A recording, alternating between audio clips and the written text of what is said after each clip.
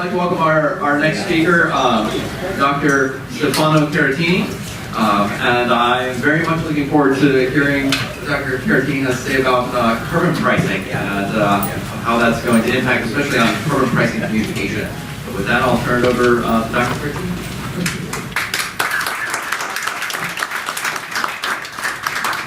Well, good afternoon, everybody. Thanks for having me here.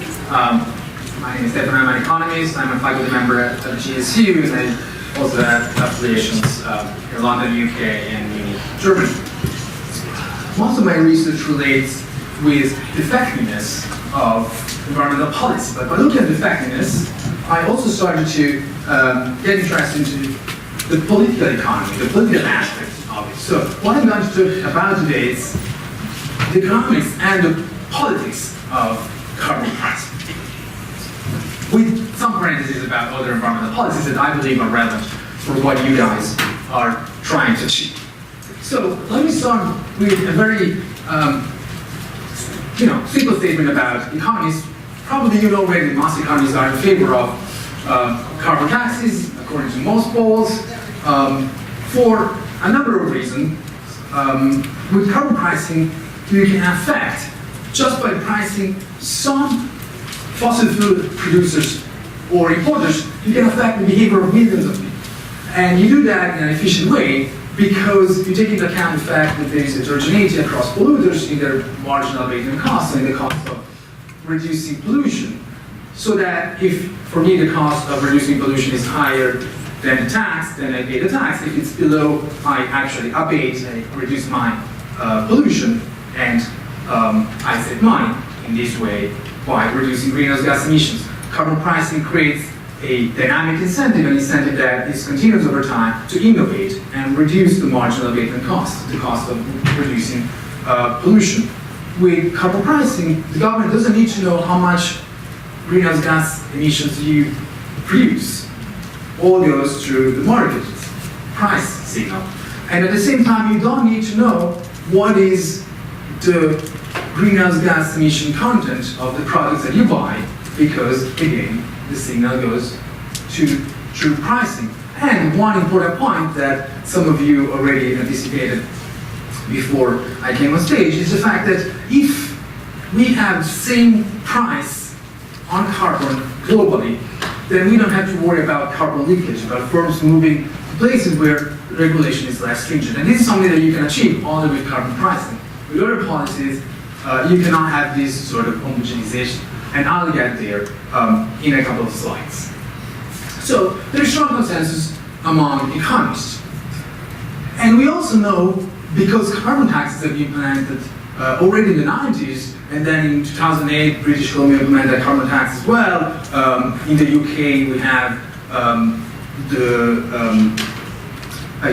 a carbon levy, which is very similar to a carbon tax, not exactly carbon tax, but there's evidence in that as well.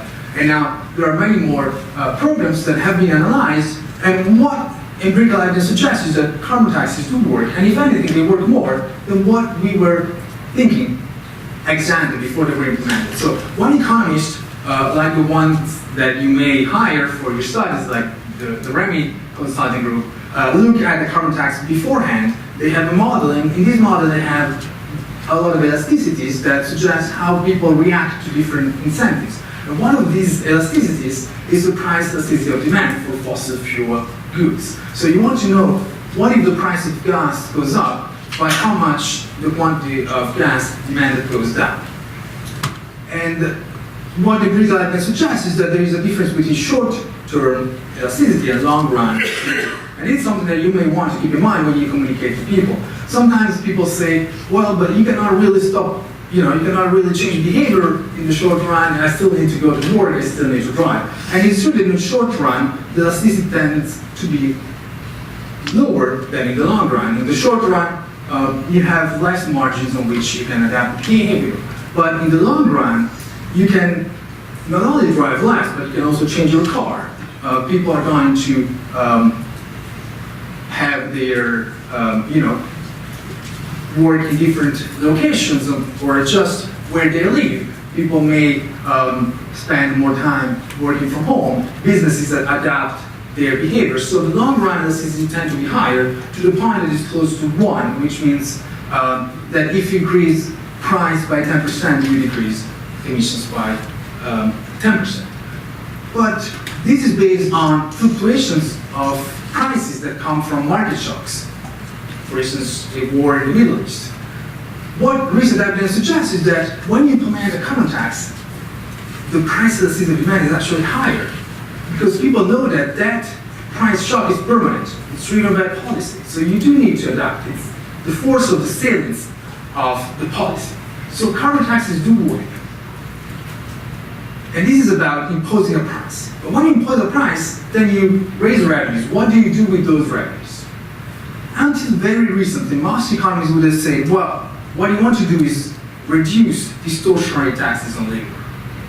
Tax on labor, it's income, it's one of the most used ways to raise revenues, but at the same time, it's distortionary because you create a disincentive for people to work. So there is all this idea about a double dividend, the fact that if you reduce taxes on labor, if you tax bads like pollution and not goods like labor, then you get a kick in the economy.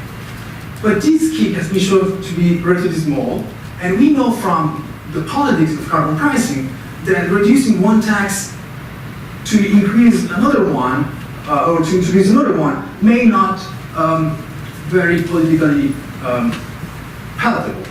So British Columbia managed to implement a carbon tax in which income taxes were reduced. And it did so by having the Ministry of Finance committing to adjust income taxes every year and release a report. But, you know, the way, if you look at the evidence on the British Columbia carbon tax, policymakers were lucky. There was a very strong movement called Axe the Tax that was trying to revert back to a world without carbon tax. So the British Columbia carbon tax is an example of a policy in which you can have this double dividend, but I would not say that it's probably the best model to follow once you take into account the politics. And you have been in favor of a climate dividend. And the big news is that in recent times, running out of battery here, oh, okay. So then it's just depending where I am. The good news is that in very recent times, economists understood that the politics also matter, and that it may be worthwhile giving up on that small bump in the economy you can get by reducing income taxes and have instead a carbon dividend, a very transparent way of redistributing money back to people, a solution that is progressive, when instead reducing income taxes may be regressive, and that is very salient to people. So now, most economies, if you look at the economy statement, it was endorsed by very prominent economists, but then a lot of regular economists like myself supported the statement. And you may know that this statement was triggered by the CPLC, but if you look at the statement, it's really about carbon dividends in general. It's not about exemptions to anybody. It's about the idea of giving the money back to people with checks. So this is where we stand with the economics or the perspective of economists. But now, what about the politics? Now, you may know Tony Lazarowitz. I spent some time at Yale, and he has a big program at Yale called the Yale Program on Climate Change Communication. Every 6 months, he runs a survey on climate change in the US, trying to gauge public support and public perceptions about a number of topics around climate change.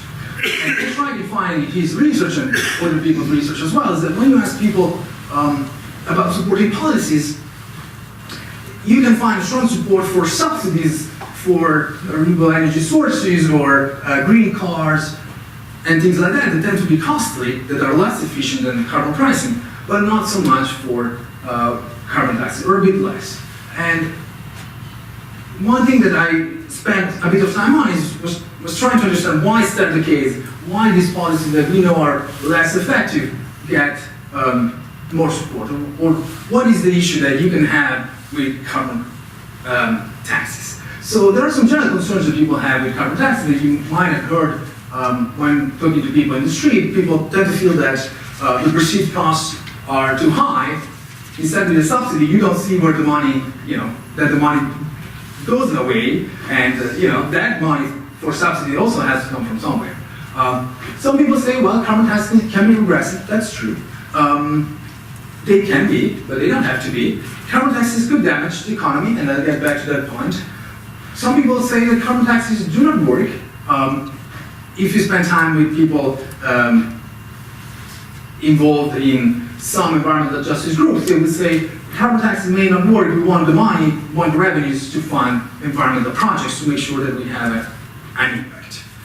So that's also something that you hear often. And then sometimes you hear people saying that governments may just want to raise revenues, and a carbon tax is a good way to do that. They have no plan to give the money back.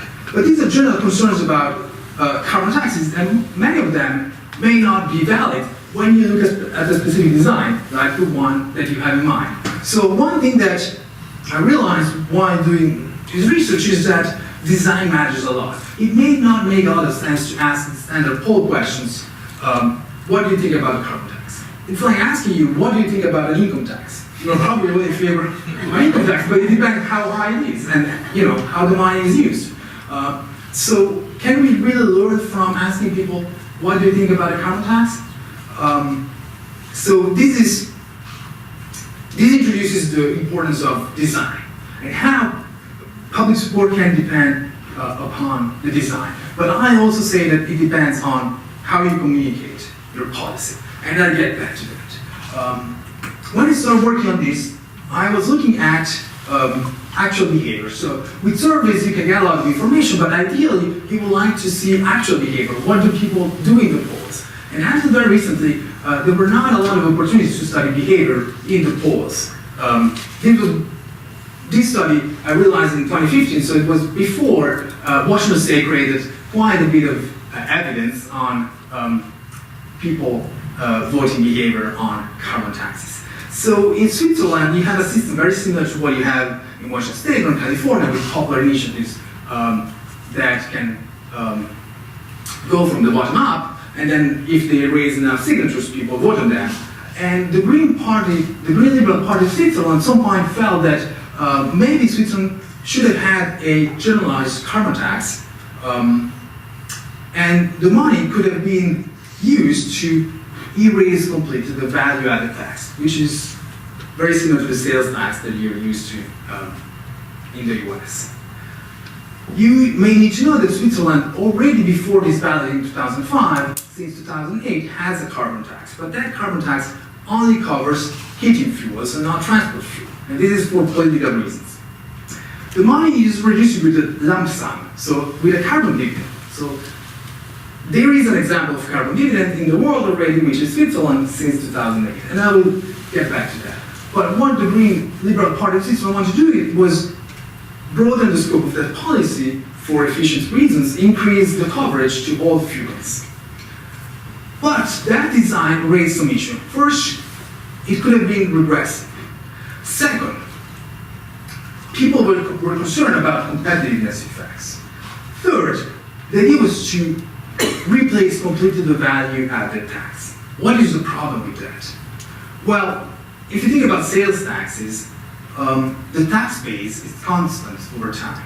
The economy goes up and down a bit, but the tax base tends to be constant. With instead a Pigouvian tax, an environmental tax, what you want to do is change behavior. So the tax base is supposed to shrink over time. The greenhouse gas, the emissions that we have now, we hope that we have carbon tax, we have less tomorrow. So the only way to keep the same revenues is to increase the tax rate over time. And that created a big concern in the population. And what happened with this policy is that it was rejected at 92%. So this is a map of Switzerland.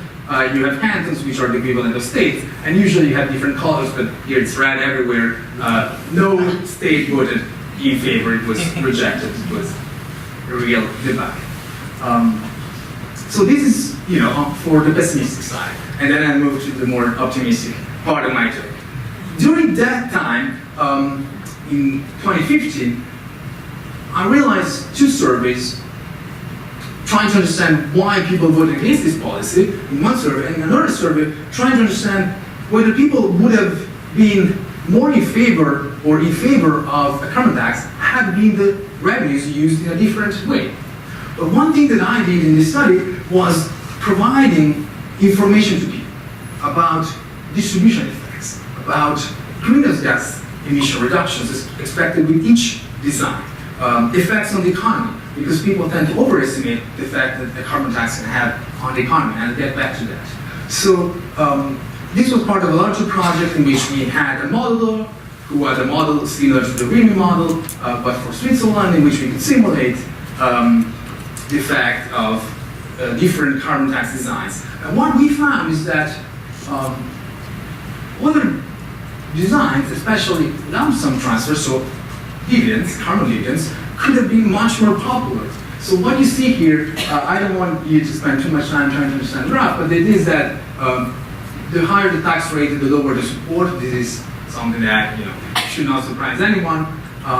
But for each level of price, you can have higher support if, for instance, you give the money back through lump sum transfers. So you may think, well, people in Switzerland are, they like lump sum transfers because they are familiar with them, because the current carbon tax on heating fuels already had some of the revenues given back through lump sum transfers. But the reality is that the way carbon dividends are currently done in Switzerland, it's not salient at all. So that our survey data show that most people don't know about it. It's the reason why they like lump sum transfers is because we show them that they can be progressive. And once you provide information about the greenhouse gas emissions that you can reduce through a carbon tax, no matter how you use the revenues, this need that some people have to spend money for environmental projects decreases. So let me show you just quickly how lump sum transfers happen in Switzerland. So Switzerland has a system of mandatory health care. So everyone needs to have a healthcare coverage. And the government realized that a very cheap way to give the money back to people, even cheaper than checks, was to give the money back to the 50, 100 insurance companies that exist in the country, and then they would have taken care of giving the money back to people. So the rebate is about 6 francs per month, which is equivalent to $6 per month, and it goes through a rebate to your health insurance. So the government gives the money to health insurance companies, and health insurance companies give the money back to people. The problem is that it's just one line. Here you would have some lines for what kind of coverage you want and then how much you pay, and then you would have a small minus $6 per month that people just don't notice. So one thing that you realized is that it's very important when you give the money back to people that people realize that, and that they also get some incentives to that, so that you can build public support. What you don't want is that people believe that when you say that you're going to give the money back, you're just trying to buy their vote, but it's not something that's going to be permanent over time. And I guess you're following the politics in Canada, this quote comes from Doug Ford, who said that Justin Trudeau's carbon dividends are just phony rebates that will come just before the election, which is true, and disappear afterward, which I don't believe is true. So it's very important to communicate how you're going to implement the policy and to have commitment devices that ensure that the government is going to stick with a way of redistributing revenues. All right. So why provide information to people? Why is that important? Or where the idea of providing information to people comes from? Well, I've been working on other environmental policies, and one of them is pricing garbage by the bag. I don't know how many of you are familiar with that or pay as you throw. There are many ways to call this policy. Some jurisdictions around the metropolitan area have this system that is that you can only use one type of bag for your trash, the trash that you don't recycle, and that bag it's more expensive than a standard trash bag that you would buy in a grocery store. And that creates an incentive for you to put less trash in that bag and recycle more. So in Switzerland, many cantons have this policy, and what is interesting is that the cantons that have it are, in those cantons, people are happy with it.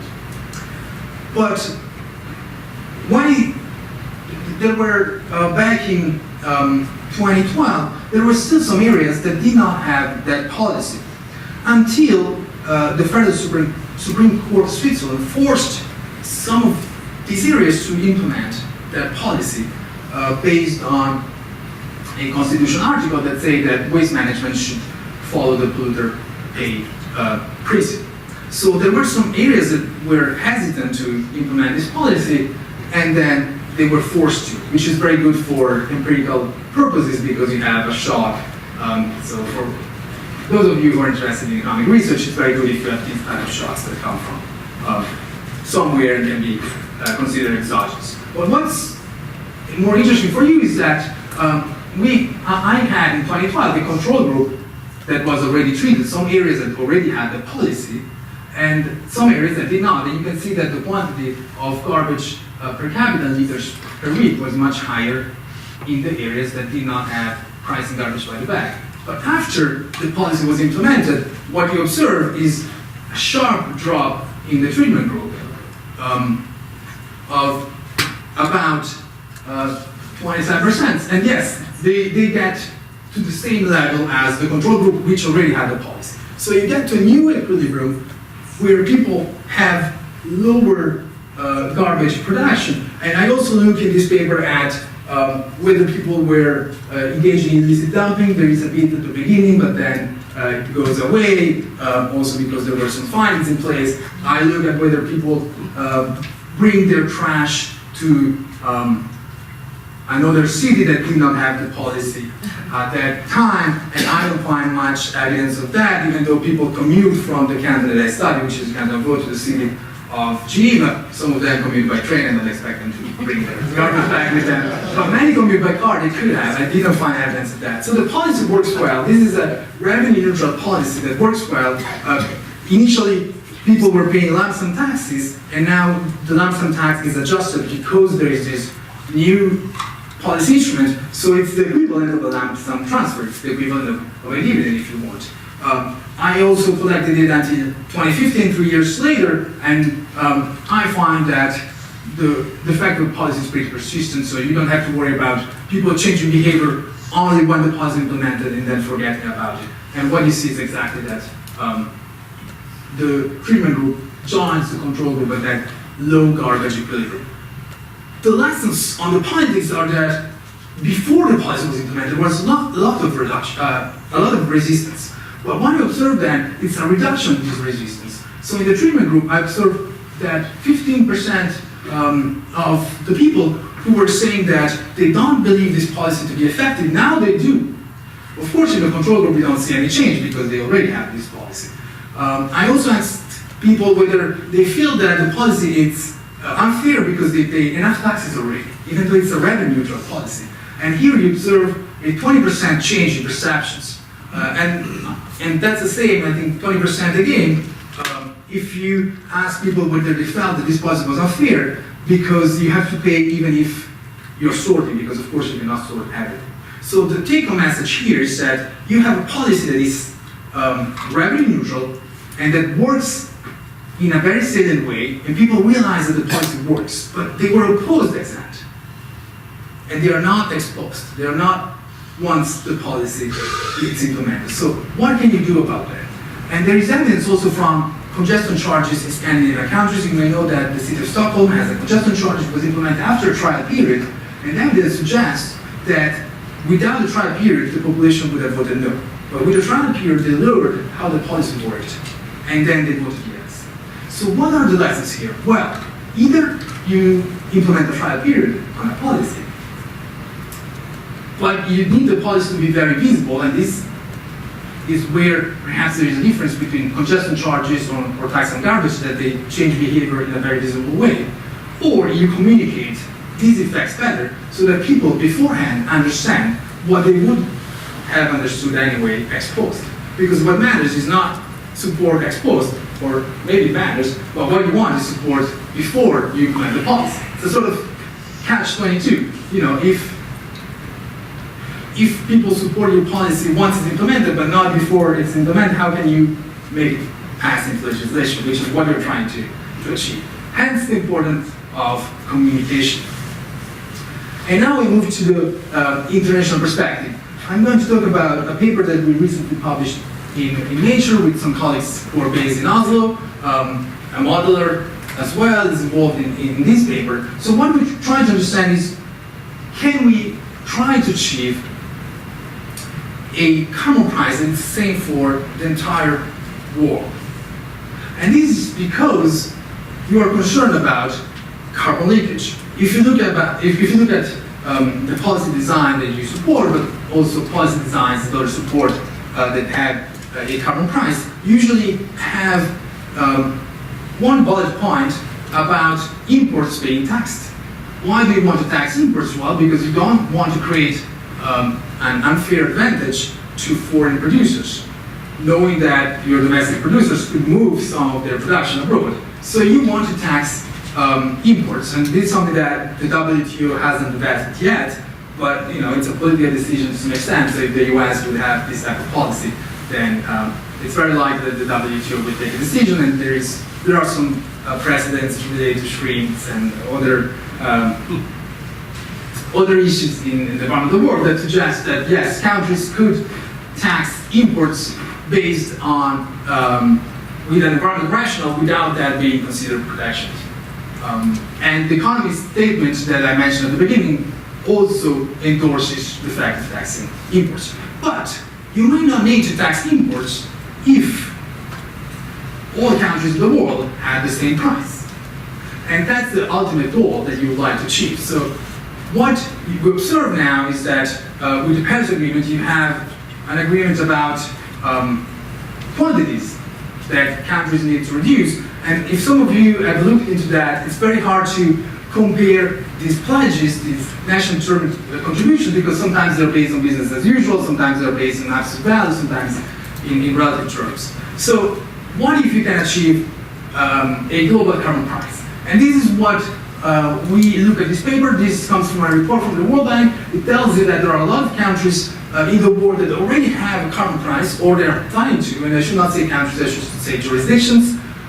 Many of them have prices that are relatively low, except for some countries like Iceland, France, Finland, Switzerland, and British Columbia as a province.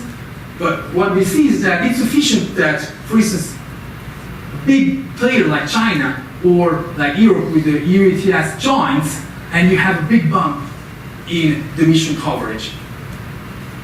With respect to, for instance, the early 90s, where you only had some Scandinavian countries pricing carbon. So we are now at about 20% of greenhouse gas emissions priced. What if the US would join? What if other countries would join? So what we do in this paper is that first we use a CESifo model, a computational general equilibrium model of the world economy, and we simulate the effects of the carbon tax with different designs on the global economy. And what we find is that a global carbon tax will not cause a recession. You don't have to worry about that. It may cause a relatively small reduction in GDP compared to business as usual, so the economy grows a bit less, but you don't have to worry about a recession. And we know from economy studies that the cost of implementing a carbon tax will still be smaller than the cost of having to deal with very severe climate change. And others have done studies for Canada, a colleague at Georgia State for the US, showing that domestic carbon taxes will not cause a recession either, no matter what Doug Ford says. So then we asked people in the UK, in the US, in Australia, India, and South Africa, what did we think about different policy designs? We did that in a randomized way to ensure that we could attribute our results in a causal fashion. And what we find is there is strong support for a global carbon price. But there are two ways to achieve this global carbon price. Either you have all countries agreeing on a price and the use of revenues, and there is some support for that, but not so much. Or, and this is the easiest way, you have all countries agreeing on a carbon price, and then every country decides how to use the revenues domestically. And that's what we call harmonized carbon taxes. You only need to harmonize the tax rates.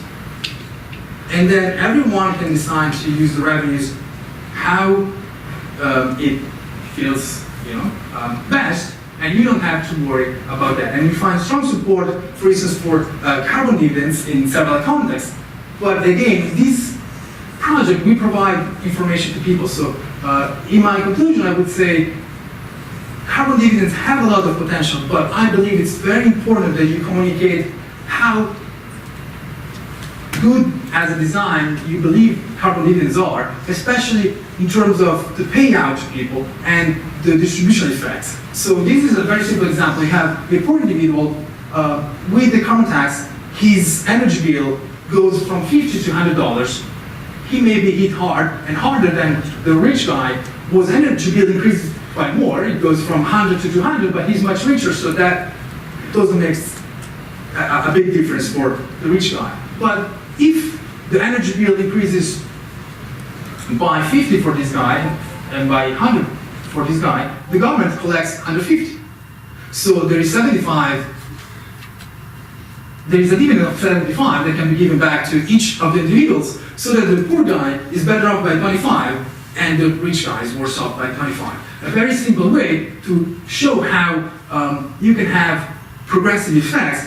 And if you look, for instance, at your studies that the economist, 50-60% of the population would be better off with this type of revenue recycling, simply because emissions are skewed and there is a fraction of the population that is responsible for a very big amount of greenhouse gas emissions. So to conclude, the economists are strongly in favor of carbon pricing. Public opposition may stem from an information deficit. That information deficit may be closed if people have the chance to experience how the policy works.